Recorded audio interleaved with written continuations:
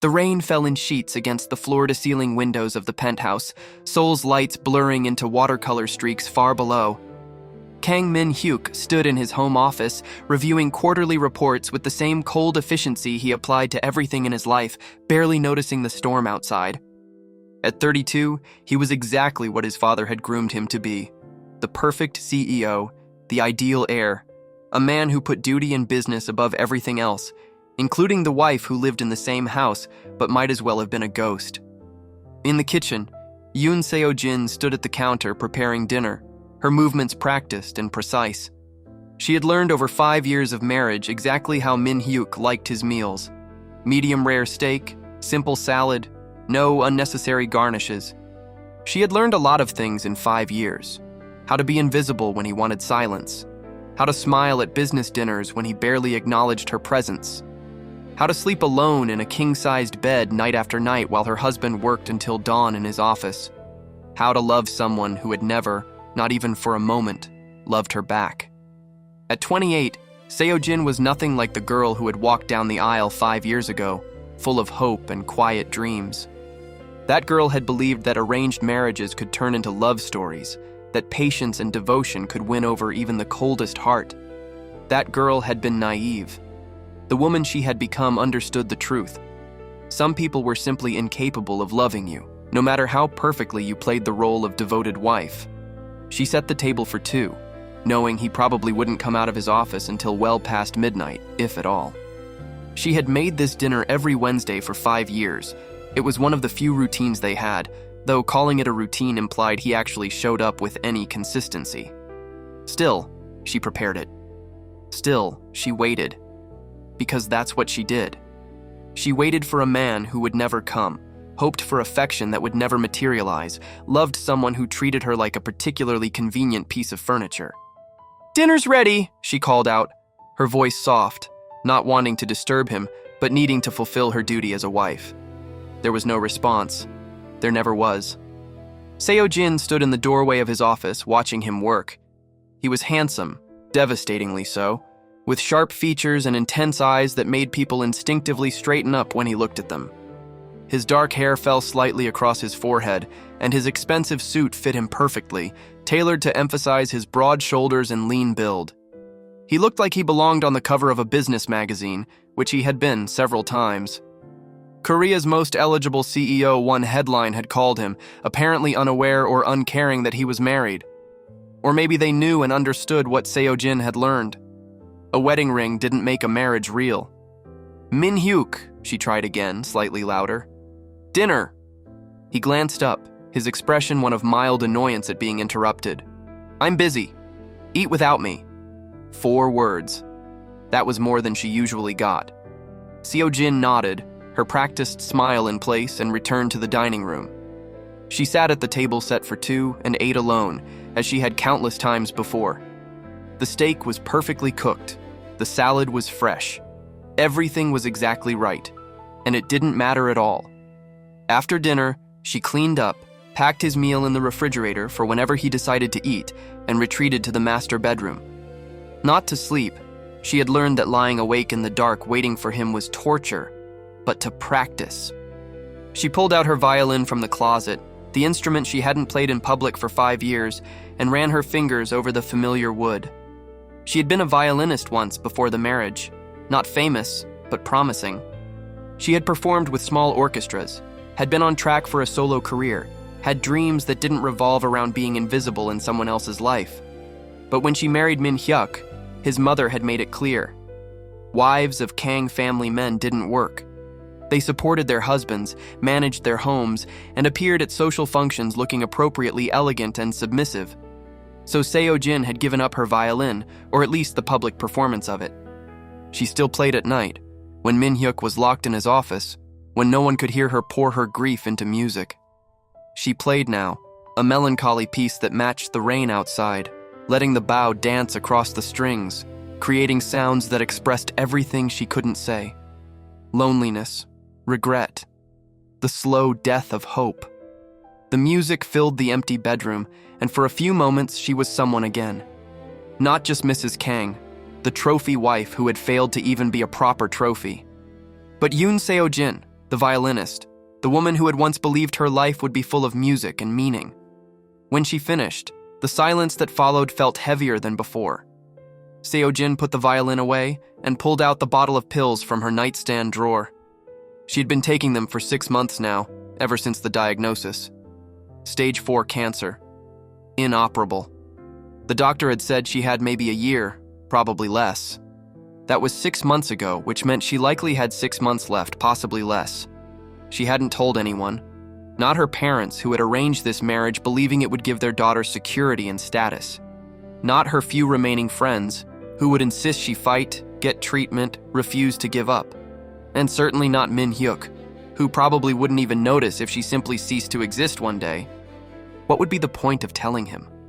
So he could feel obligated to play the concerned husband for the cameras? So his mother could worry about the scandal of a daughter-in-law dying? No.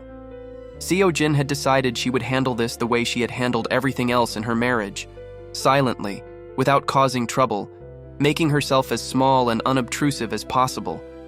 She would take her medication, manage her symptoms, and when the time came, she would simply slip away. Maybe then Min-Hyuk could marry someone he actually wanted, someone who looked like Lee Da-eun, the first love he had never gotten over. Seo-Jin had known about Da-eun from the beginning, not because Min-Hyuk had told her, he never told her anything personal, but because on their wedding night, drunk and bitter, he had said her name. Da-eun, he had whispered, his eyes closed, clearly wishing his bride was someone else. Seo-Jin had pretended to be asleep, had let him believe she hadn't heard, had swallowed that humiliation along with all the others that would follow. She had learned the full story from Min-Hyuk's mother during one of their monthly tea meetings, those excruciating sessions where her mother-in-law critiqued everything about her. Min-Hyuk was in love with a girl from his university days, Mrs. Kang had said casually, as if discussing the weather. Lee Da-eun, completely unsuitable, of course. Her family had no standing, no money, no connections. When she got a scholarship to study abroad, we were all relieved. Min-Hyuk was heartbroken at first, but he got over it. Or he would have, if we'd given him more time. But business required the marriage to you happen when it did, so... She had shrugged as if to say, that's life, so Seo-Jin understood. She was the replacement, the consolation prize. The woman Min-Hyuk had been forced to marry when the one he actually loved had left the country, and for 5 years, she had tried to be enough, had tried to make him see her, choose her, maybe even love her just a little. But you can't compete with a ghost, with a memory of perfect first love that never had a chance to become complicated or real. The rain continued to fall. Min-Hyuk continued to work. Seo-Jin took her medication and lay down in the big empty bed, knowing he wouldn't join her. This was her life. This was her marriage. And in 6 months or so, it would be over. And maybe that would be a relief. For both of them. What Seo-Jin didn't know was that everything was about to change.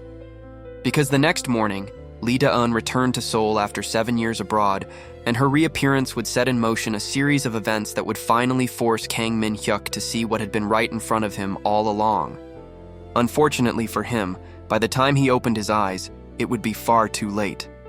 The next morning, Min-Hyuk left for work before dawn, as usual, without saying goodbye to Seo-Jin, who was still asleep or pretending to be.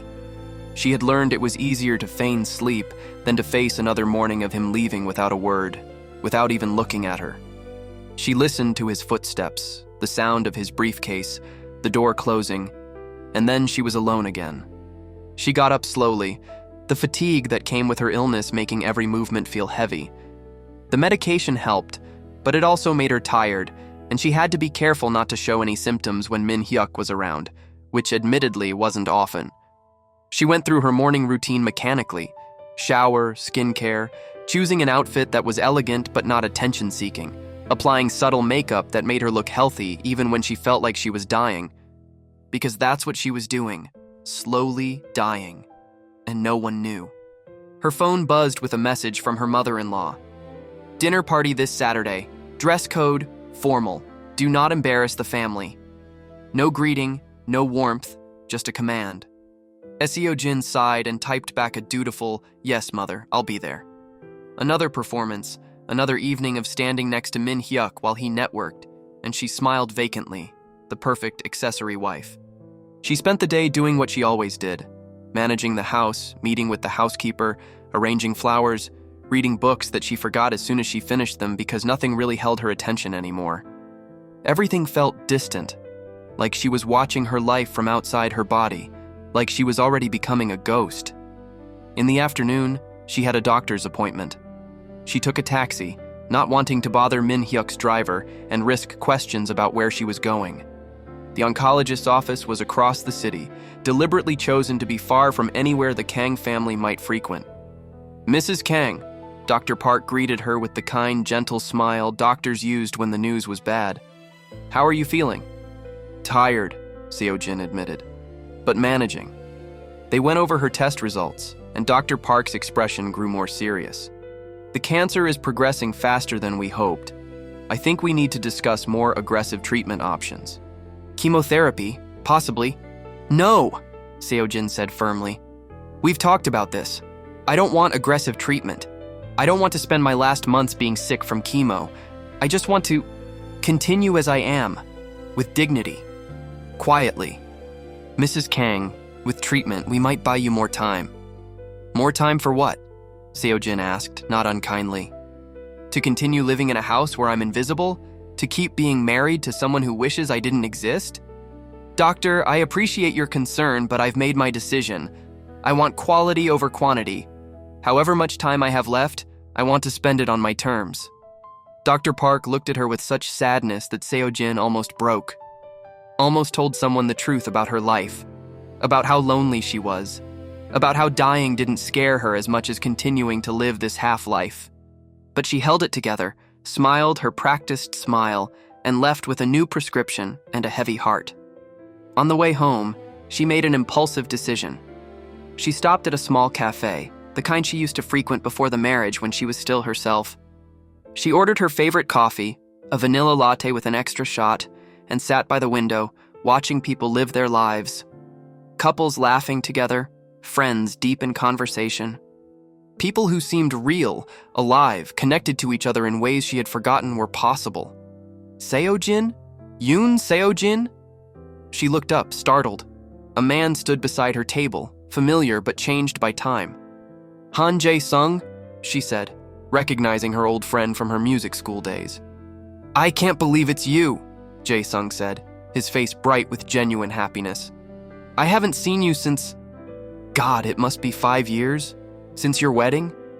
"Yes," Seo-Jin said, and the word felt heavy. 5 years, her entire marriage summed up in 2 syllables.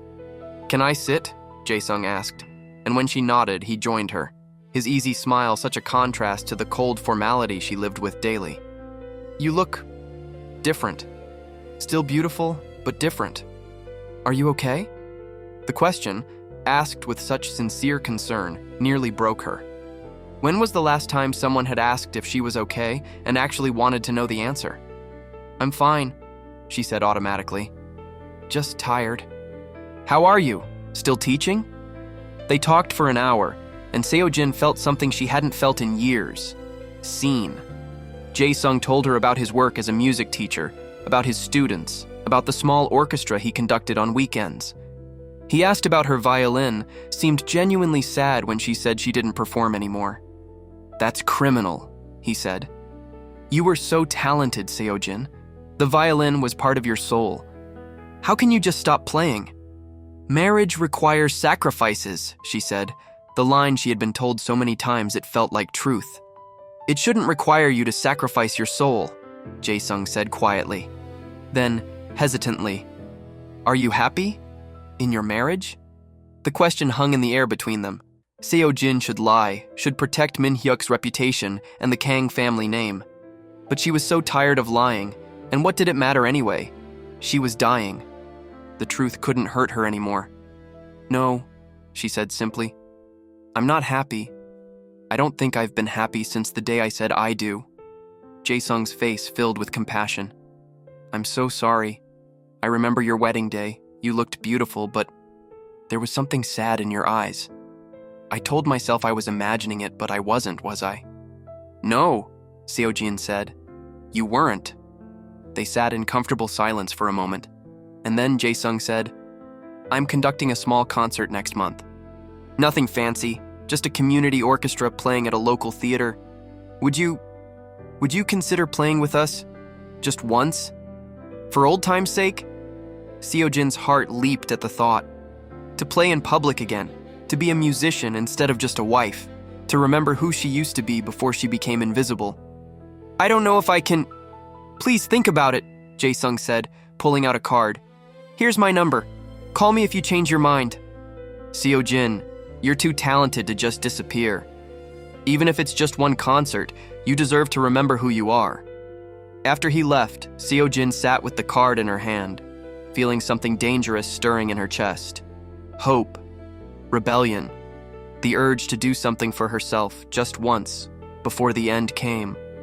She slipped the card into her purse and finished her coffee, and for the first time in 5 years, she felt like maybe, just maybe, she was still alive.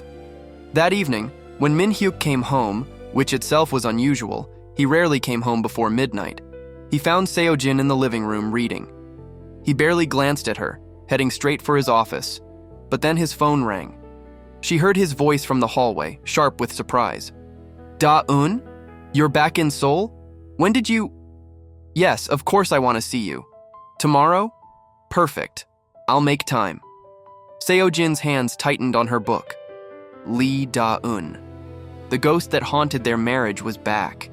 And from the tone in Min-Hyuk's voice, eager, warm, more alive than she had ever heard him, Seo-Jin knew that whatever fragile pretense their marriage had maintained was about to shatter completely. She should feel jealous, angry, hurt. But instead, she felt something else. A strange kind of clarity. Min-Hyuk would never love her because he had never stopped loving someone else. And rather than continue this charade, rather than spend her remaining months pretending to be a wife to a man who wished she didn't exist, maybe it was time to let go. That night, unable to sleep, Seo-Jin pulled out the notebook where she had been keeping a journal, writing down all the thoughts she could never say aloud. She had started it a year into the marriage, when the loneliness had become unbearable. 5 notebooks now, filled with her pain, her observations, her slowly dying hope. She flipped to a blank page and wrote, "I've decided. I'm going to ask for a divorce. Not because I'm angry, not because of Da-eun, though her return makes it easier to time, but because I deserve to spend whatever time I have left being something other than invisible. I deserve to die as Yoon Seo-Jin, the violinist, the woman who loved music. Not as Mrs. Kang, the wife who was never loved. Min-Hyuk will be relieved. His mother will be scandalized but will recover. And I will finally be free, even if freedom only lasts a few months." She closed the notebook and took a deep breath. Tomorrow she would start planning. She would find a lawyer, figure out the logistics, gather her courage. And then, she would ask Kang Min-Hyuk for a divorce. She would give him the freedom to chase his first love. And in exchange, she would take back whatever remained of herself. It was terrifying. It was liberating. And it was long overdue. The next morning, Min-Hyuk left early again, but this time Seo-Jin noticed something different. He had taken extra care with his appearance, wearing his best suit, cologne she recognized as the expensive one he saved for important occasions. He was going to see Da-eun, his first love, the woman he had actually wanted to marry. After he left, Seo-Jin sat at the dining table with her untouched breakfast and made a phone call she had been putting off for years. "Hello, I need to schedule a consultation with a divorce attorney."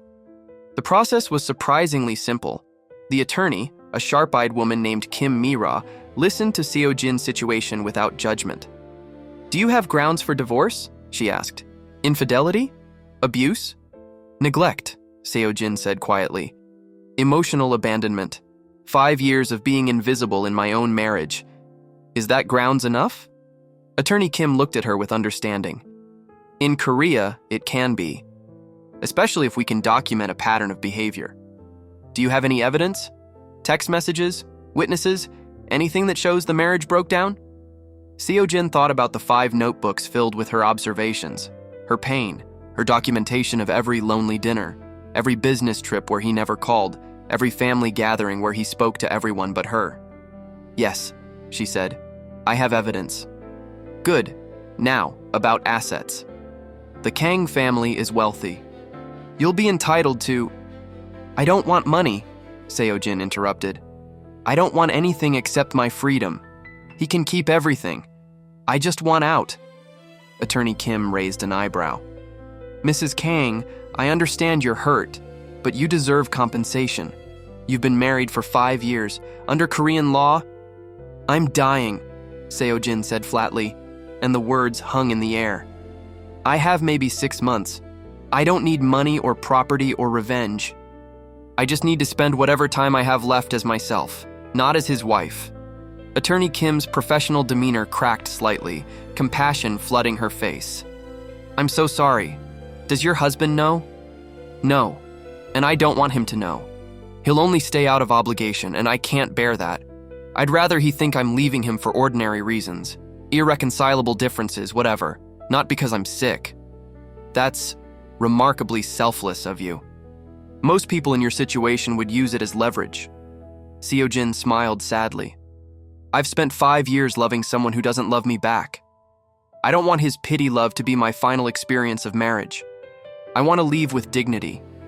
They discussed the process, the timeline, the documents Seo-Jin would need. She would file the papers, request an amicable divorce, offer to take nothing in the settlement. Given that there were no children and she was asking for nothing, Attorney Kim estimated it could be finalized relatively quickly if Min-Hyuk agreed. When do you want to tell him? Attorney Kim asked. Seo-Jin thought about it. Soon. This week, maybe, before I lose my nerve. Meanwhile, across the city, Min-Hyuk sat in an upscale cafe, waiting for Lee Da-eun. His heart was pounding in a way it hadn't in years, anticipation and nervousness mixing into something electric. He had loved this woman since university, had planned to propose before she left for her scholarship abroad. When she had said goodbye, choosing her career over their relationship, he had been devastated. His mother had taken advantage of his heartbreak, pushing through the arrangement with the Yoon family, insisting marriage would help him move on. But he had never moved on. For 5 years, he had gone through the motions of married life while his heart remained frozen in that moment 7 years ago when Da-eun had said, I'm sorry, Min-Hyuk, but I have to choose myself. He had admired her for it even as it destroyed him. And now, she was back. Min-Hyuk! He looked up, and there she was. Lee Da-eun, barely changed by 7 years, still beautiful with her sophisticated style and confident bearing. She had cut her hair short, wore designer clothes, carried herself with the assurance of someone who had conquered the world. She looked successful, happy, complete. Da-eun, he said, standing up, his voice catching slightly. You look amazing. So do you, she said, embracing him briefly. CEO now, I heard. Your father must be proud. They sat down, and there was a moment of awkward silence. 7 years of separation creating a gap that small talk couldn't quite bridge. Then Da-eun smiled. This is strange, isn't it? We used to be able to talk for hours. We were different people then, Min-Hyuk said. Young, idealistic. You were idealistic, I was ambitious. Da-eun laughed. I'm glad you're doing well. I heard you got married. How is that? The question caught him off guard. He had prepared for many conversational topics, but not this one. It's fine. Complicated. You know how arranged marriages are. I don't, actually. I've never been married. Never even came close. Da-eun stirred her coffee, not quite meeting his eyes. That's actually why I wanted to see you, Min-Hyuk. I've been thinking about us a lot lately. About the choice I made 7 years ago. Min-Hyuk's heart skipped. What about it? I wonder if I made a mistake, Da-eun said quietly. I chose my career over you, over us, and I've had an incredible career. I'm VP of marketing for a major international firm. I've traveled the world. I've achieved everything I set out to achieve. But Min-Hyuk, I'm not happy. I'm successful, but I'm alone, and I keep thinking about the life I might have had if I'd chosen differently. He didn't know what to say. For 5 years, he had fantasized about this moment, about Da-eun regretting her choice, about the possibility of them finding their way back to each other. But now that it was happening, all he could think about was Seo-Jin, his wife, The woman he barely knew, barely spoke to, barely acknowledged. Why was he thinking about her now? Min-Hyuk? Da-eun prompted. Say something. I don't know what to say, he admitted. For years I wished for exactly this. For you to come back, for us to have another chance. But it's complicated now. I'm married. Unhappily, from what I hear, Da-eun said. I did some research before reaching out. Your marriage isn't exactly a secret, but neither is the fact that it's purely business. You and your wife are never photographed together unless it's required for family events. You don't wear your wedding ring. You still live like a bachelor. It's not a real marriage, Min-Hyuk. He wanted to argue, but she was right. His marriage to Seo-Jin was real only on paper. They shared a house, but not a life. He couldn't even remember the last time they'd had a real conversation, the last time he'd asked how she was or what she wanted. She was just there. Part of the background of his life, like expensive furniture he never really noticed. It's still a marriage, Min-Hyuk said weakly. There are obligations, family expectations. When have you ever cared about family expectations? Da-eun challenged. The Min-Hyuk I knew wanted to choose his own path. He wanted to marry for love, not duty. What happened to that man? He grew up, Min-Hyuk said, but even to himself, it sounded like a weak excuse. He accepted reality. They talked for another hour, reminiscing about university days, catching up on mutual friends, carefully dancing around the real question hanging between them. Was there still a chance for them? Min-Hyuk left the meeting feeling confused and unsettled. He had spent 5 years believing that if Da-eun ever came back, he would leave everything for her. But now that she was here, now that she was hinting at rekindling what they'd had, he found himself hesitating. Why? He returned to the office and tried to focus on work, but his mind kept drifting. To Da-eun's face across the cafe table, to her suggestion that his marriage wasn't real, to the uncomfortable realization that she was right. His marriage was a sham. But was that Seo-Jin's fault? She had tried, he thought, in the beginning. There had been attempts at conversation, at connection. He had been the one to shut her down, to retreat into work, to make it clear he wasn't interested in a real relationship. For the first time, he found himself wondering about her, about what her life was like, married to someone who ignored her, about whether she was happy or lonely or simply resigned, about who she even was beyond the role of Mrs. Kang that his mother had trained her to play. He couldn't remember the last time he'd asked her a personal question. Couldn't remember if she had hobbies, friends, dreams. She was a stranger living in his house, and he had never bothered to know her. The realization should have felt like justification. See, the marriage really was meaningless, so pursuing Da-eun wouldn't be betraying anything real. But instead, it felt like shame. Like he had failed at something important without even trying.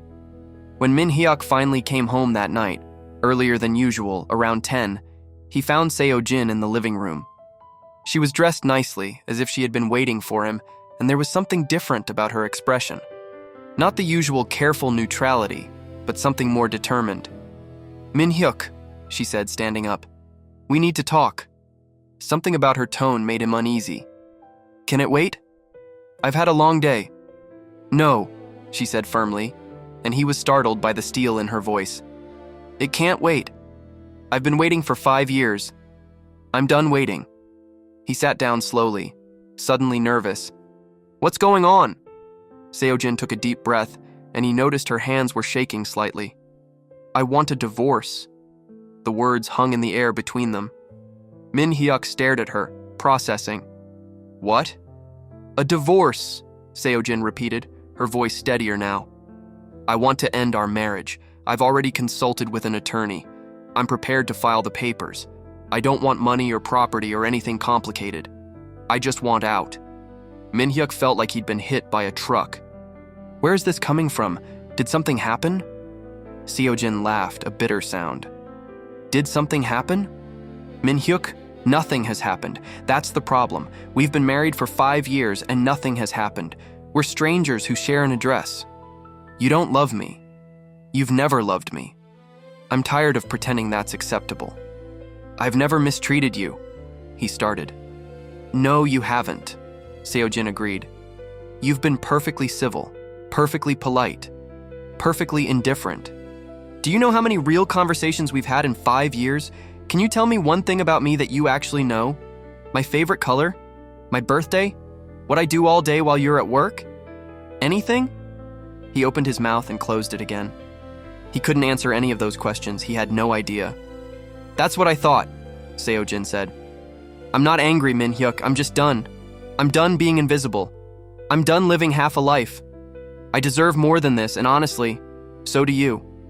You should be with someone you actually want to be with." "Is there someone else?" Min-Hyuk asked, and he was surprised to find the question came out sharper than he intended. "Is that what this is about?" "No," Seo-Jin said. "There's no one else. This is about me finally choosing myself over a marriage that was never real in the first place. I'm doing us both a favor." Min-Hyuk stood up, pacing. His mind was racing. This morning he had been with Da-eun, contemplating whether he could find a way to be with her. And now his wife, the obstacle he had barely thought about, was removing herself from the equation. He should be relieved, grateful even. This solved everything. So why did he feel sick? "This is sudden," he said. "Can we at least talk about it? Figure out what's really going on?" "What's really going on is that I've wasted 5 years of my life being married to someone who wishes I didn't exist," Seo-Jin said. "And I don't want to waste whatever time I have left." There was something odd about that phrasing. Whatever time I have left. But before Min-Hyuk could question it, Seo-Jin continued. "I'll have the papers drawn up this week. I'm asking for nothing. You can tell your family whatever you want, that I'm unstable, that I was unfaithful, whatever protects your reputation. I don't care. I just want to be free." She turned to leave, heading toward the bedroom, and Min-Hyuk found himself calling after her. "Wait. Seo-Jin, wait." She stopped but didn't turn around. "Why now?" he asked. "What changed?"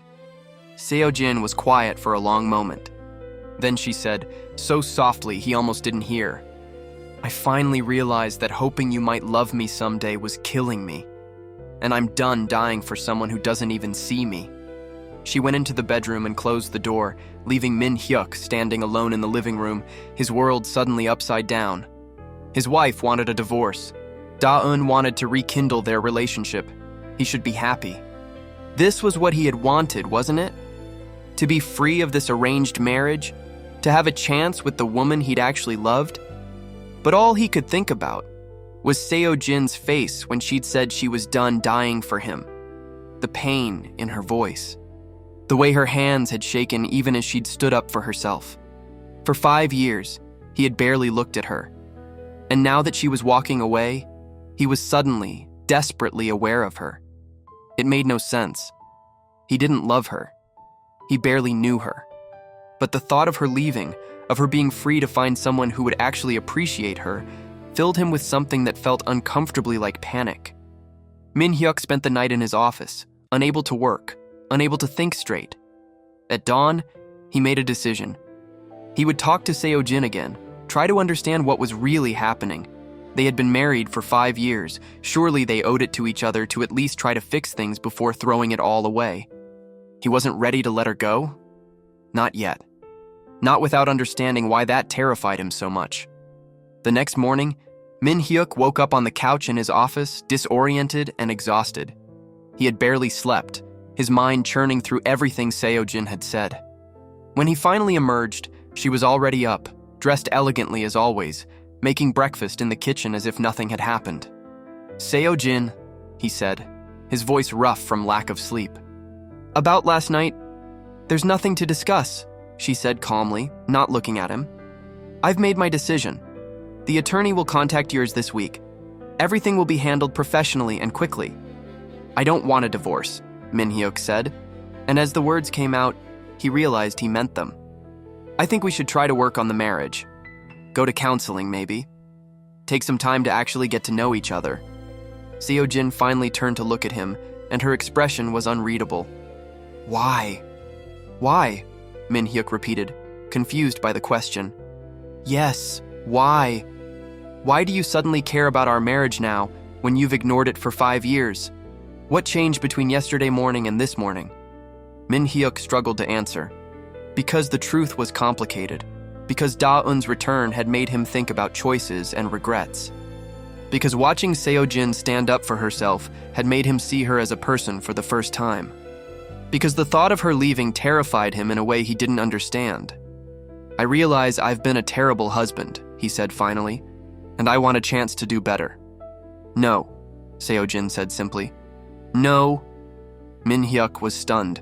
He had expected resistance, maybe anger, but not this calm refusal. "No," Seo-Jin repeated. "Min-Hyuk, you don't get to ignore me for 5 years and then suddenly decide you want to try when it's convenient for you. I'm not a project you can fix when you have free time. I'm a person, and this person is done." "You're being unreasonable," Min-Hyuk said, frustration creeping into his voice. "Marriages take work. I'm willing to put in that work now." "Now," Seo-Jin said, emphasizing the word. "When I'm leaving. Not in year 1 when I was trying. Not in year 3 when I was still hoping. Now when I've finally found the strength to walk away. Do you know how insulting that is?" She moved past him toward the door, and Min-Hyuk found himself grabbing her arm. "Please, just give me a chance." Seo-Jin looked down at his hand on her arm, then back up at his face. "Why?" she asked again. "Give me one good reason why I should stay. And it can't be about duty or obligation or family reputation. Tell me one reason that's about me, about us, about actual feelings." Min-Hyuk opened his mouth and found he had no answer. He couldn't say he loved her because he didn't. He couldn't say he wanted to build a life with her because he'd spent 5 years avoiding exactly that. All he had was a vague sense of panic at the thought of her leaving, and that wasn't enough. Seo-Jin saw the answer in his silence. She gently removed his hand from her arm. "That's what I thought. Let me go, Min-Hyuk. For both our sakes." After she left, Min-Hyuk stood in the empty penthouse feeling like the ground had shifted beneath his feet. He called in sick to work, something he never did, and spent the day trying to make sense of his reactions. He kept pulling out his phone to text Da-eun, to tell her that his marriage was ending and they could explore rekindling their relationship. But every time he started typing, he stopped, because something wasn't right. If he truly loved Da-eun the way he'd believed for 7 years, why wasn't he ecstatic about this divorce? Why did Seo-Jin's calm determination to leave fill him with dread? He found himself walking through the penthouse, really looking at it for the first time in years. In the bedroom, he noticed things he'd never paid attention to before. Seo-Jin's side of the closet, immaculately organized, full of elegant dresses and shoes that she wore to the family functions he dragged her to. Her nightstand, with a book on it. He picked it up and saw it was a collection of poetry in Korean and English. There were bookmarks throughout, passages underlined. He had never known she liked poetry. In the corner of the closet, partially hidden, was a violin case. Min-Hyuk pulled it out, surprised. He had no idea Seo-Jin played violin. He opened the case and found a beautiful instrument, well-maintained, clearly treasured. Sheet music was tucked beside it, pages covered in penciled notes and fingering marks. This wasn't a decorative instrument. This was something she played regularly. How had he not known this? How had he lived with someone for 5 years and not known something so fundamental about them? He continued exploring, feeling like an intruder in his own home. In the drawer of her nightstand, he found notebooks. 5 of them, bound in leather, clearly journals of some kind. Min-Hyuk knew he shouldn't read them, they were private, personal, but he needed to understand what had driven Seo-Jin to this point. He needed to know who his wife actually was. He opened the first journal, dated from 6 months into their marriage. The first entry made his chest tighten. "Today is our 6-month anniversary. I made his favorite dinner and bought a small gift, cufflinks engraved with his initials. I waited until midnight, but he never came home. I know he was at the office. He's always at the office. When I called to ask if he was okay, he sounded annoyed that I bothered him. I don't think he even remembered what day it was. I put the gift away. Maybe next year." Min-Hyuk flipped through the pages, each entry like a knife to the heart. "I saw him smile today. Really smile, the kind that reaches his eyes. But it wasn't at me. He was on the phone with someone, probably a business associate. I wonder what it would take to make him smile at me like that. His mother told me today that I'm too emotional, too obvious in my affections. She said a proper wife should be more restrained, more dignified. I don't know how to be more restrained than I already am. I barely speak to him, barely touch him, barely exist in his presence. How much more invisible can I become? I played violin tonight after he fell asleep in his office. It's the only time I feel like myself anymore. When I'm playing, I'm not Mrs. Kang, the failed wife. I'm just Seo-Jin, the musician. I wish I could live in that feeling. 3 years today. He gave me a gift, a diamond necklace, expensive and impersonal. Something his secretary probably picked out. I thanked him. He nodded and went back to his computer. I wanted to scream, "Look at me! See me! I'm here!" But I just smiled and put the necklace away. I'll never wear it. Page after page of loneliness, of small hopes crushed, of Seo-Jin slowly giving up on their marriage while trying to maintain her dignity. Min-Hyuk read until he reached the most recent entry from 2 days ago. I've decided. I'm going to ask for a divorce. Not because I'm angry, though I have every right to be. Not because of Da-eun, though her return makes the timing easier. But because I'm dying, and I don't want to die as someone I'm not. I have maybe 6 months left. I want to spend them as Yoon Seo-Jin, not as Mrs. Kang. I want to play violin again. I want to feel alive before I die. Min-Hyuk will be relieved, and I will finally be free. Min-Hyuk read the entry 3 times, his hands shaking. She's dying. Seo-Jin was dying. The phrase, "whatever time I have left," suddenly made horrible sense. How long had she been sick? How bad was it? And why hadn't she told him? But even as he asked himself that question, he knew the answer. Because she knew he didn't care. Because telling him would only create obligation without affection. Because she had enough dignity not to use her illness to force him to play the concerned husband. He sat on the floor of the bedroom, surrounded by evidence of a life he had never bothered to notice, and felt something crack open inside him. Seo-Jin wasn't leaving him because she was difficult or demanding. She was leaving because she was dying and wanted to spend her final months as herself, not as the invisible wife of a man who had never loved her. And the worst part was, she was right to leave. He had given her nothing. No love, no companionship, no acknowledgement of her existence. He had treated her like furniture, like an obligation he fulfilled by paying bills and showing up to family dinners. He had wasted 5 years of her life, and now she didn't have enough time left to waste anymore. Min-Hyuk called attorney Kim Mi-ra's office, claiming to be Seo-Jin's husband and demanding information about her medical condition. The receptionist refused to give him any information, citing privacy laws. He tried calling Seo-Jin directly, but she didn't answer. He needed to talk to her, needed to understand what was happening, needed to... what? Apologize? Fix it? It was too late to fix 5 years of neglect. When Seo-Jin came home that evening, she had been at a doctor's appointment, he would later learn. Min-Hyuk was waiting for her in the living room, the journals spread out on the coffee table. She saw them immediately, and her face went pale. "You read my journals." "I'm sorry," Min-Hyuk said. "I know I shouldn't have, but Seo-Jin, you're sick. You're dying. Why didn't you tell me?" "Because it's none of your business," she said coldly. "Those journals were private." "You're my wife." "On paper," Seo-Jin interrupted. "I'm your wife on paper only. You made that clear every single day of our marriage. My medical condition is not your concern." "Of course it's my concern. Seo-Jin, how can you face something like this alone?" "I've been alone for 5 years," she said quietly. "Being sick doesn't change that. If anything, it makes it clearer.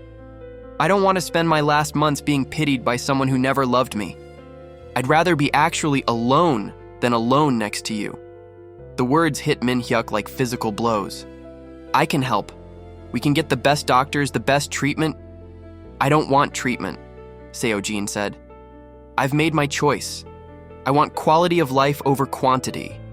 I want to do things I've never done, be the person I used to be, and I can't do that as your wife." Min-Hyuk stood up, desperate. "What can I do? Tell me what I can do to make this right."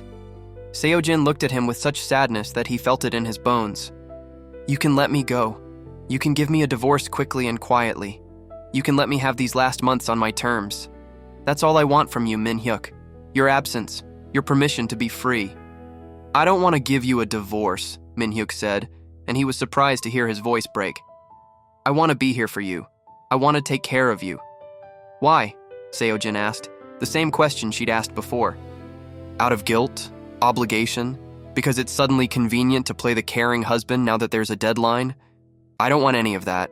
I want authenticity. And the authentic truth of our marriage is that you don't love me and never will. So please, Min-Hyuk, just let me go. She went to the bedroom and began packing a bag.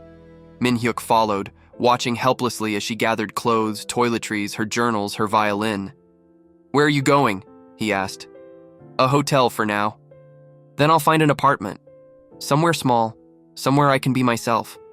This is your home. This has never been my home, Seo-Jin said. It's been a beautiful prison. I'm grateful for the prison break. She finished packing and walked to the door. Min-Hyuk blocked her way, not knowing what else to do. Please don't leave. Not like this.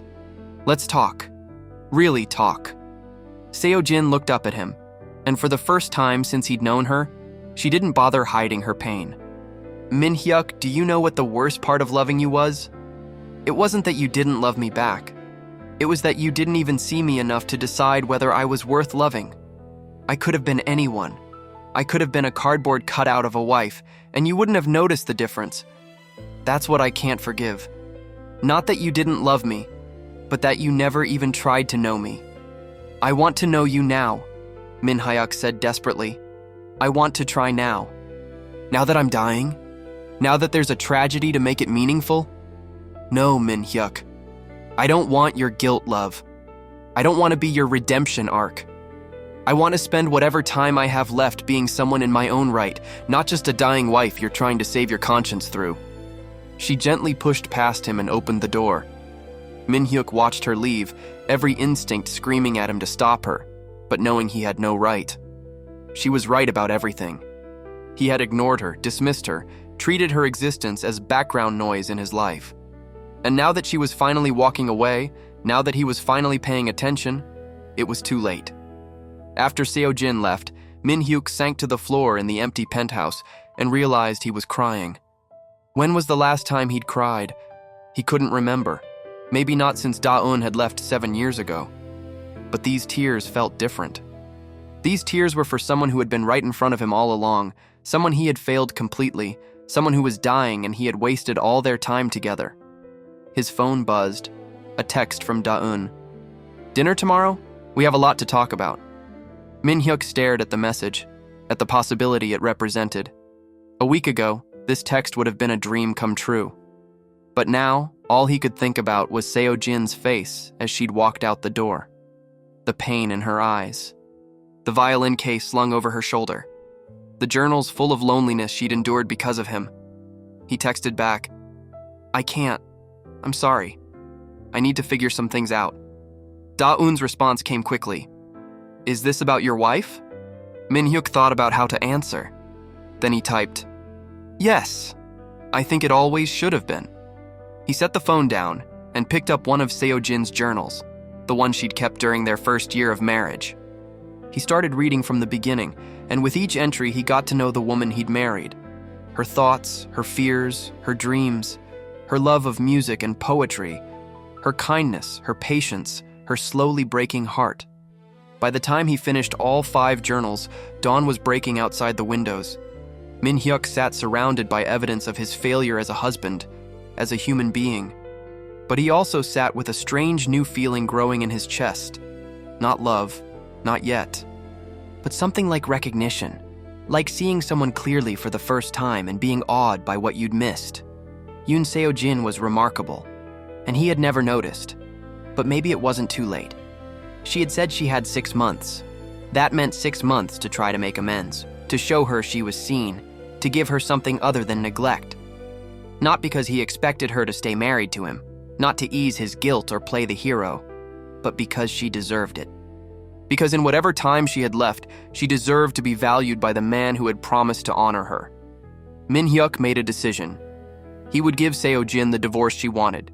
He would set her free, no strings attached. But he would also spend the next 6 months showing her that she had been worth knowing all along, even if she never forgave him, even if she spent her remaining time far away from him. At least she would know finally that she had been seen. It was the least he could do. And maybe, if he was very lucky, it would be enough. Seo-Jin checked into a small hotel in Hongdae, the artistic neighborhood she had loved before marriage. The room was modest but clean, with a window overlooking the street below, where life bustled with energy she hadn't felt in years. She unpacked her violin, her journals, a few clothes. It wasn't much, but it was hers. For the first time in 5 years, she was living on her own terms. She pulled out her phone and called Jae-sung. "About that concert you mentioned," she said when he answered. "I'd like to participate, if the offer still stands." "Seo-Jin, of course it stands. Are you serious?" His excitement was infectious. "I'm serious. I want to play again. Really play, not just in empty rooms where no one can hear." "This is amazing. When can you start rehearsing? We have 3 weeks until the performance." "I'll come tomorrow," Seo-Jin said. "And Jae-sung, thank you for reminding me who I used to be." That night, she played her violin by the window, and for the first time in years, the music didn't sound lonely. It sounded like freedom. Meanwhile, Min-Hyuk spent the next few days in a daze of realization and regret. He went to work but couldn't focus. He attended meetings but didn't hear what was said. His mind was consumed with Seo-Jin, the woman he'd married but never known, the wife he'd ignored who was now dying alone because of his neglect. He instructed his attorney to process the divorce quickly and fairly, giving Seo-Jin everything she asked for and more. He transferred a significant sum into an account in her name, not as a bargaining chip, but as a recognition that she had wasted 5 years of her life on him and deserved compensation. When his mother called, furious about the divorce, he cut her off. "This is my fault," he said firmly. "I failed as a husband. Seo-Jin deserves better. The divorce is happening, and I don't want to hear another word about it." His mother sputtered in shock. Min-Hyuk had never stood up to her before, but he hung up before she could argue further. He tried to respect Seo-Jin's request for distance, but he found himself thinking about her constantly. Where was she staying? Was she okay? Was she getting proper medical care? Was she alone? Or had she found support from friends he'd never allowed her to have while married to him? One evening, unable to help himself, he drove to the hotel where his lawyer had mentioned she was staying. He didn't go inside, just sat in his car outside, watching the windows, wondering which room was hers. It was pathetic, he knew. Stalkerish even. But he needed to know she was safe. He was about to leave when he saw her emerge from the building, carrying her violin case. She looked different than he'd ever seen her. She wore jeans and a simple sweater, her hair down instead of in the elegant styles his mother had insisted on. She looked younger, lighter, more alive, and she was smiling at someone. A man approached her, tall, friendly-looking, with an easy smile.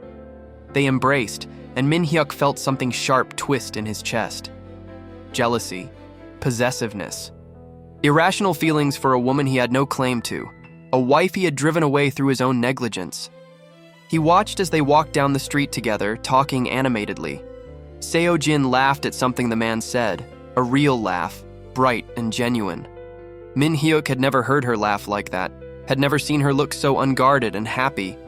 He should be glad she had someone, he told himself, glad she wasn't alone. But all he felt was a crushing sense of loss for something he'd never actually had. Over the next 2 weeks, Min-Hyuk found himself accidentally on purpose running into Seo-Jin. At the coffee shop near her hotel, at the bookstore she frequented, at the small concert hall where she was rehearsing. He told himself he was just checking on her, making sure she was okay. But the truth was simpler and more painful. He missed her. Or rather, he missed the opportunity to have known her. Seo-Jin noticed his presence, of course. The third time they coincidentally ended up in the same place, she confronted him. "Are you following me?" she asked, her tone more curious than angry. "Yes," Min-Hyuk admitted. "No point in lying. I'm sorry. I needed to see that you were okay." "I'm fine," Seo-Jin said. "Better than fine, actually. I'm living." "I can see that." Min-Hyuk gestured to the concert hall behind them. You're performing? In a week. A small concert with a community orchestra. Nothing fancy, but it's mine. My choice. My music. She paused, studying him. Why do you care, Min-Hyuk? You got what you wanted. The divorce papers are being processed. You're free. Why are you here? Because I read your journals, Min-Hyuk said, and I realized I wasted 5 years of your life, and now you don't have time to waste and I can't fix that. But I wanted you to know, I see you now. I see you, Seo-Jin, and I'm sorry I didn't before. Seo-Jin's expression softened slightly. Thank you for saying that, but Min-Hyuk, seeing me now doesn't erase 5 years of invisibility, and I don't need your apology or your guilt. I need you to let me live what's left of my life without the weight of what we weren't.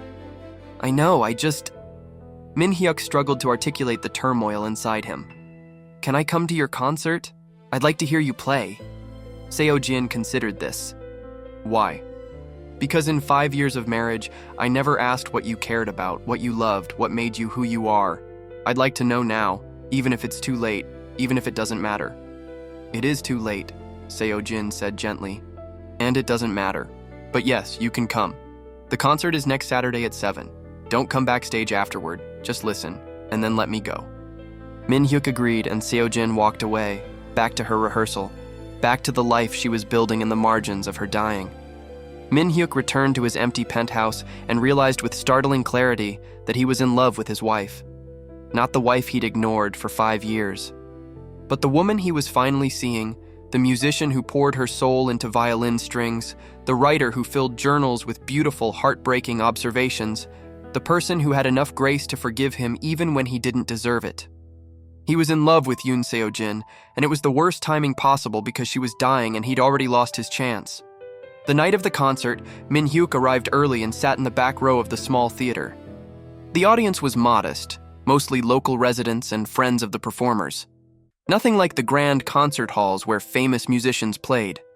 But there was an intimacy to the space, a warmth that those sterile venues lacked.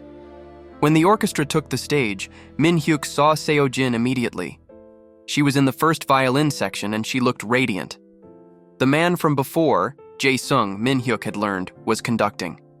The program began, and Min-Hyuk found himself mesmerized not by the music, but by Seo-Jin. The way she held her violin like an extension of herself. The concentration on her face. The emotion that flowed through every note. Then came the solo piece. Seo-Jin stepped forward, and Jae-sung introduced her.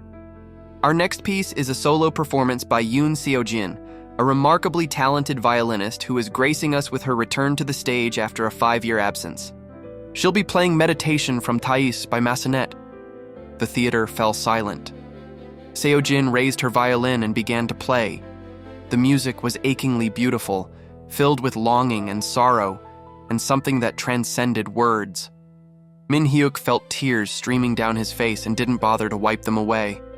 This was who his wife was, this depth of feeling, this artistry, this soul, and he had never bothered to discover it.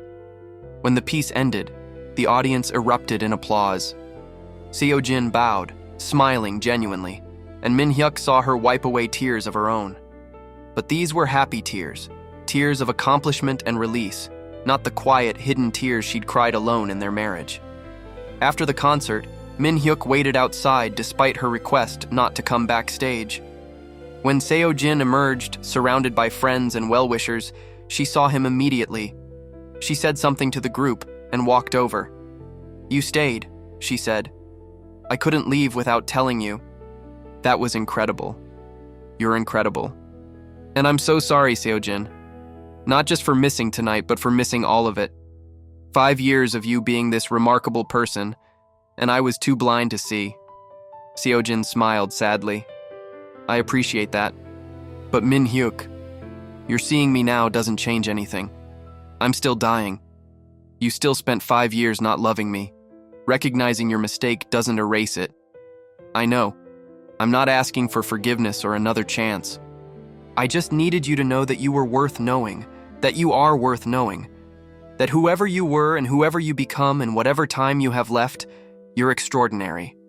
Thank you, Seo-Jin said, and she seemed to mean it. That matters more than you know. She started to turn away, but Min-Hyuk couldn't let her go without asking one more question. The man conducting, Jae-sung, is he a friend? Seo-Jin said. A dear friend who reminded me who I used to be and helped me become her again. That's all. Do you love him? Seo-Jin looked at Min-Hyuk with something like pity. Why do you care? Because I think I'm in love with you, Min-Hyuk said, the words tumbling out before he could stop them. I know I have no right. I know it's too late.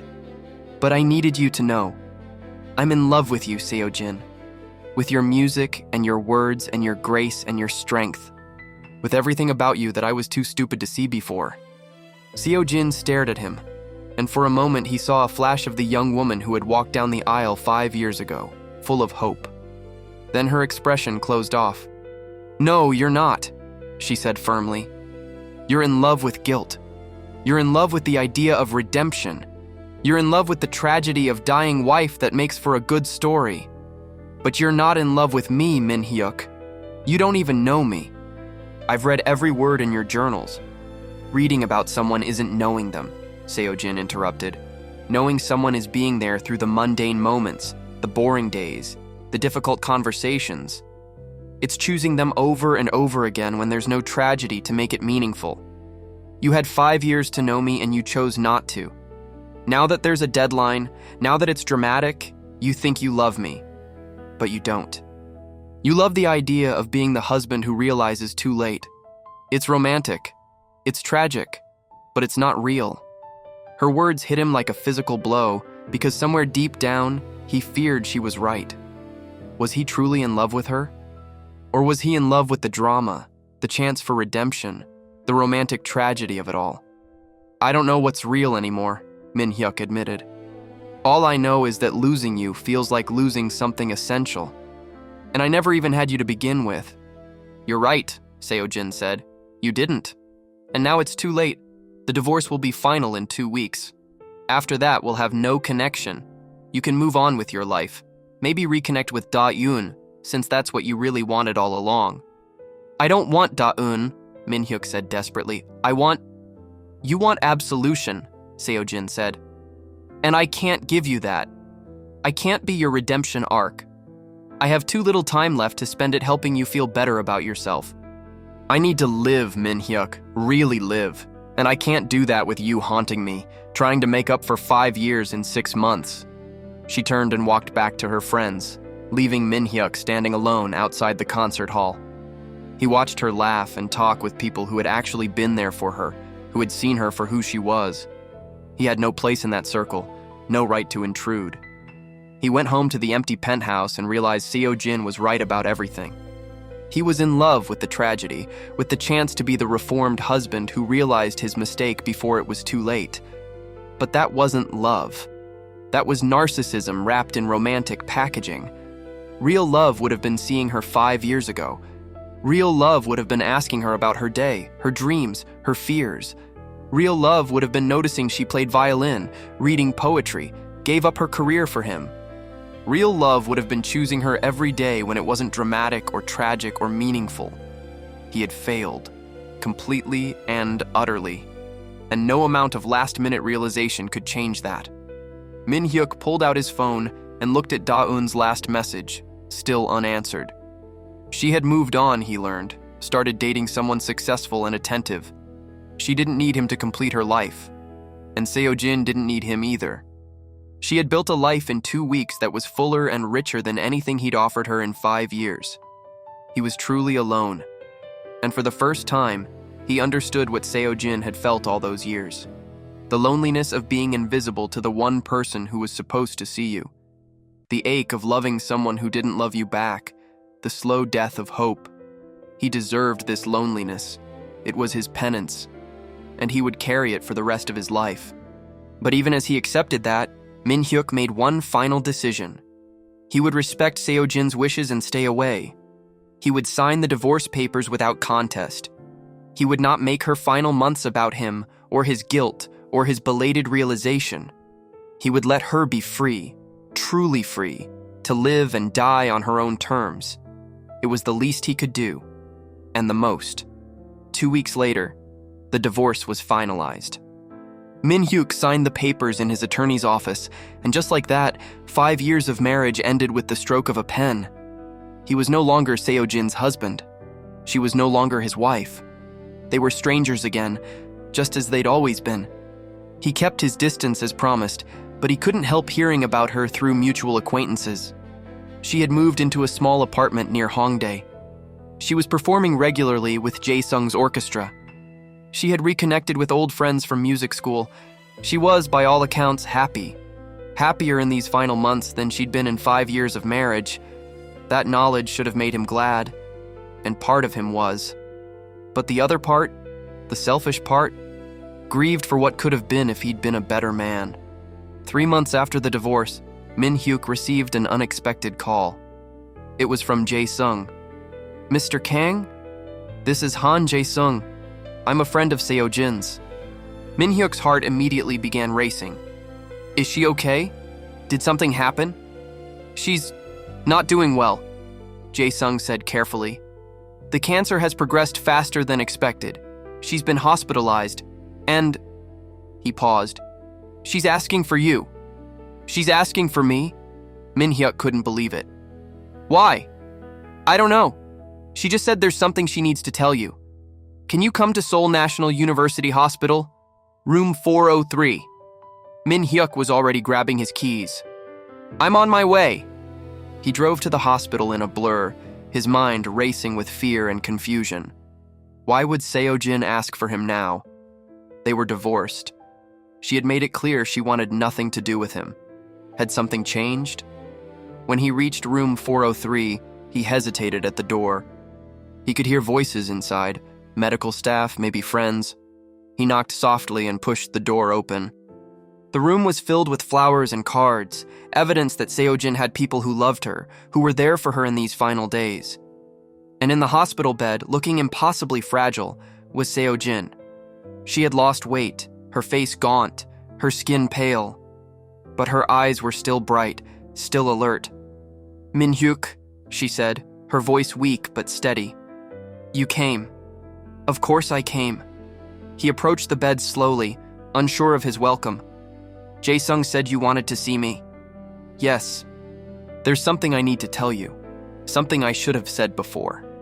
Seo-Jin looked at Jae-sung and the nurse in the room. "Could you give us a few minutes alone?" They left, and suddenly it was just the two of them in the sterile hospital room. Min-Hyuk sat in the chair beside her bed, waiting. "I've been thinking a lot," Seo-Jin said. "About our marriage. About what you said outside the concert hall. About whether you really loved me or just loved the tragedy." "Seo-Jin, you don't have to..." "Let me finish," she said gently. "I was angry when I said those things. And maybe I was right. Maybe you did fall in love with the idea more than the reality. But Min-Hyuk, I've realized something. It doesn't matter." "What do you mean?" "I mean that love comes in many forms. Maybe you didn't love me the way I wanted you to for 5 years. Maybe you only started seeing me when I was leaving. But you did start seeing me. You did try, in your own way, at the end. And that matters. Not because it changes what happened or erases the pain, but because it means something that you cared enough to try." Tears were streaming down Min-Hyuk's face. "I'm so sorry, Seo-Jin. For all of it. For wasting your time. For not seeing how extraordinary you were, for..." "I know," Seo-Jin said. "I forgive you." The words hung in the air between them. Min-Hyuk looked at her. This woman he had married but never known. This remarkable person who was offering him something he didn't deserve. "Why?" he asked. "Why would you forgive me?" "Because I'm dying," Seo-Jin said simply. "And I don't want to die carrying resentment. Because forgiveness isn't for you, Min-Hyuk. It's for me. It lets me let go. It lets me spend these last days at peace instead of angry." She reached out, and Min-Hyuk took her hand, shocked by how thin it was, how fragile. "I also wanted to thank you," Seo-Jin continued. "If you hadn't read my journals, if you hadn't confronted me with your guilt and regret, I might not have found the courage to leave. Your failure as a husband gave me the push I needed to reclaim myself. So in a strange way, you gave me the greatest gift. You gave me my last few months of freedom. I don't deserve your thanks, Min-Hyuk said, his voice breaking. I don't deserve any of this. Probably not, Seo-Jin agreed with a small smile. But I'm giving it anyway. Because Min-Hyuk, I spent 5 years loving you. And even though you didn't love me back, that love was real. It shaped me. It hurt me. But it also taught me about my own capacity for devotion, for patience, for hope. That's worth something. They sat in silence for a moment, hands clasped, years of misunderstanding and missed connections settling between them. How much time? Min-Hyuk finally asked. Days, maybe. A week if I'm lucky. The doctor said, her voice caught. It's moving fast now. Is there anything I can do? Anything you need? Seo-Jin smiled. Actually, yes, there's one thing. My last concert with Jae-sung's orchestra is tomorrow night. I'm supposed to perform a solo piece, but I don't think I'll be strong enough to be there in person. The hospital has video equipment. I was hoping someone could record me playing here and they could project it at the concert. A final performance. Of course, Min-Hyuk said immediately. Whatever you need, I'll arrange everything. And Min-Hyuk, I'd like you to be there, at the concert, to hear me play one last time. Not as my husband, not even as my ex-husband, but as someone who finally knew me, even if only briefly, as a witness to who I really was. I'll be there, Min-Hyuk promised. I wouldn't miss it. The next evening, the small concert hall was packed. Word had spread about Seo-Jin's condition, about her final performance, and people had come to honor her. Min-Hyuk sat in the front row, alongside Seo-Jin's parents, who looked devastated, but proud. Jae-sung took the stage and explained the situation to the audience. Tonight, we have something special. Yoon Seo-Jin cannot be with us in person, but she has recorded a final performance that we'd like to share with you. This piece, Meditation from Thais, was her favorite. It speaks to longing, to beauty, to the human soul's capacity for both joy and sorrow. Please join us in celebrating an extraordinary musician and an even more extraordinary person. The lights dimmed, and the screen lit up with Seo-Jin's image. She was in her hospital bed, holding her violin, looking weak but determined. She nodded to an off-screen accompanist, and the music began. What followed was the most beautiful and heartbreaking performance Min-Hyuk had ever witnessed. Seo-Jin played with every ounce of strength she had, pouring her soul into each note.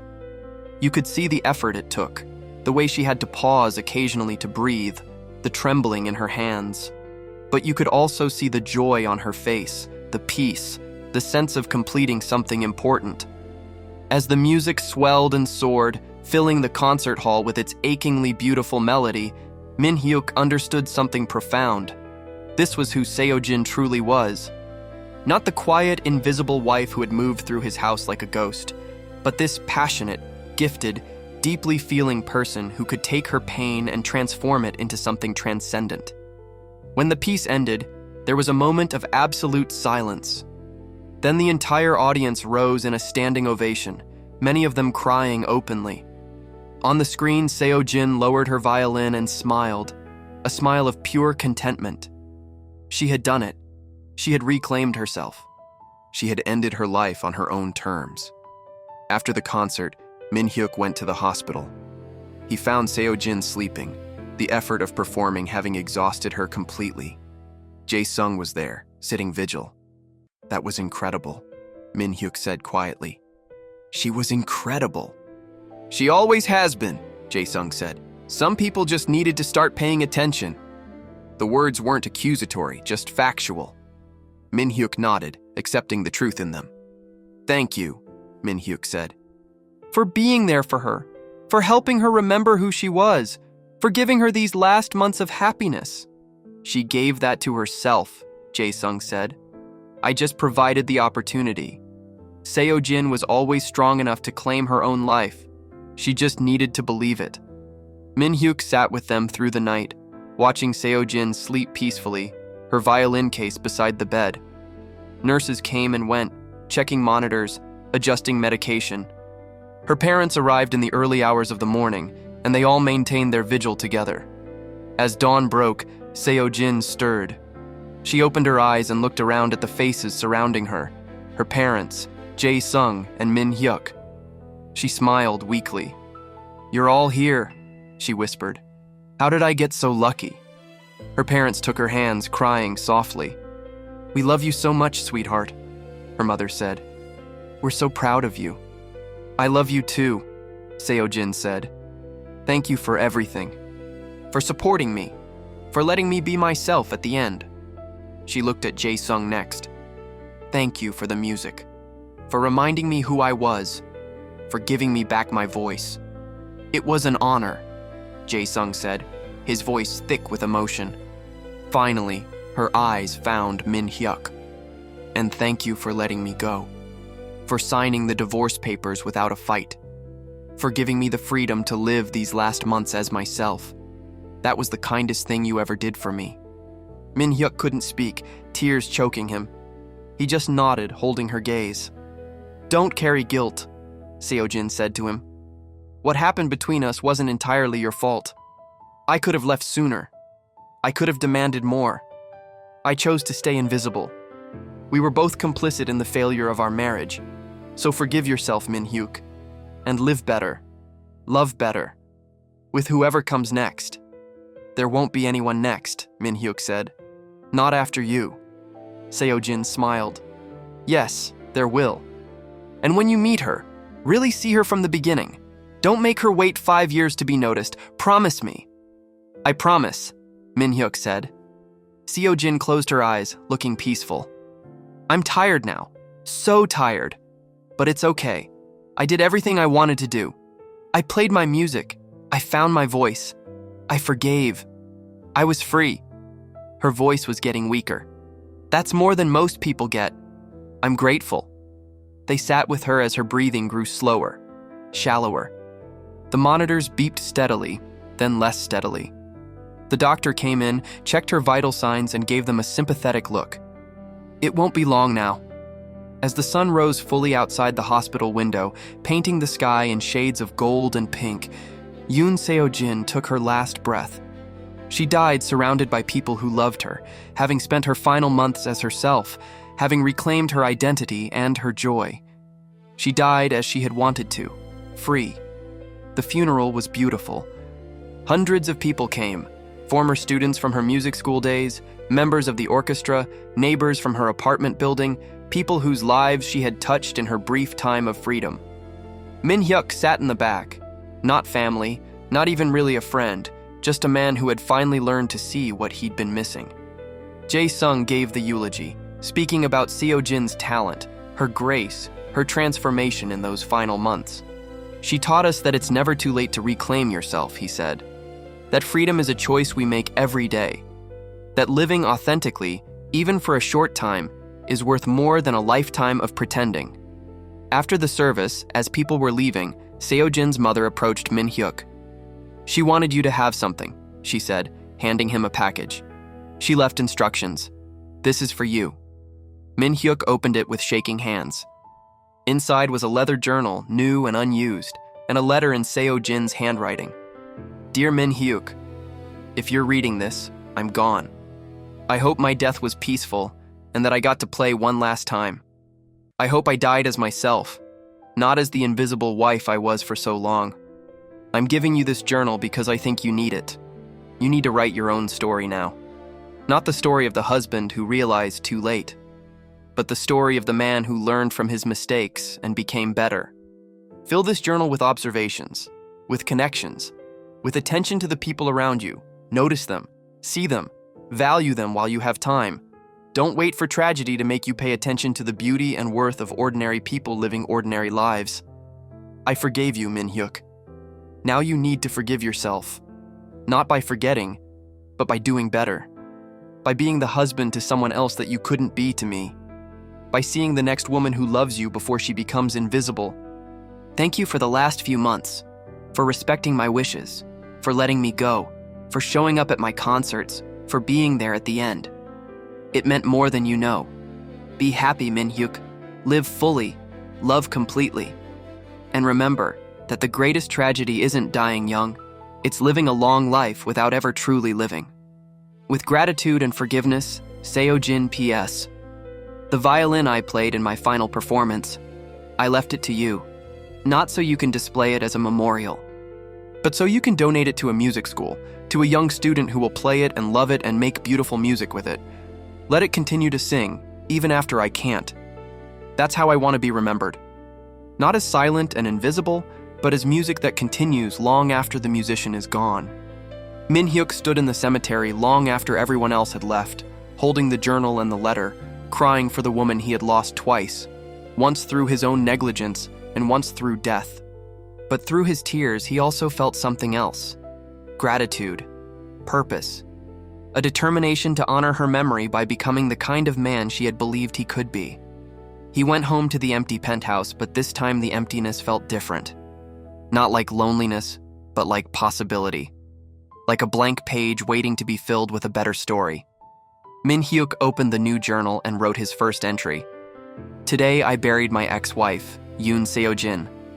For 5 years of marriage, I never really saw her. For 3 months after our divorce, I finally began to understand who she was. And now she's gone. And I'm left with the knowledge of what I missed and the responsibility to do better. This journal is my promise to her and to myself. I will notice people. I will value them. I will not wait for tragedy to pay attention to the extraordinary worth of ordinary lives. I will live better, love better, be better. Thank you, Seo-Jin, for teaching me this lesson, even though you had to die for me to learn it. I will not waste the gift you gave me. I will honor your memory by seeing others the way I should have seen you. This is my promise. This is my vow. This is my new beginning. 5 years later, Min-Hyuk stood in the same concert hall where Seo-Jin had performed her last public concert. But this time, he wasn't there to watch. He was there to donate a scholarship in her name, the Yoon Seo-Jin Memorial Scholarship for Young Musicians, funded by the money he had put aside for her that she never claimed. The recipient was a young violinist, talented and passionate, who reminded him achingly of Seo-Jin. As he presented the scholarship in Seo-Jin's violin, restored and beautiful to the girl, he thought about the past 5 years. He had changed. He had learned to see people, to value them, to connect. He had stepped down as CEO and started a non-profit supporting arts education. He had gone to therapy and worked through his guilt and grief.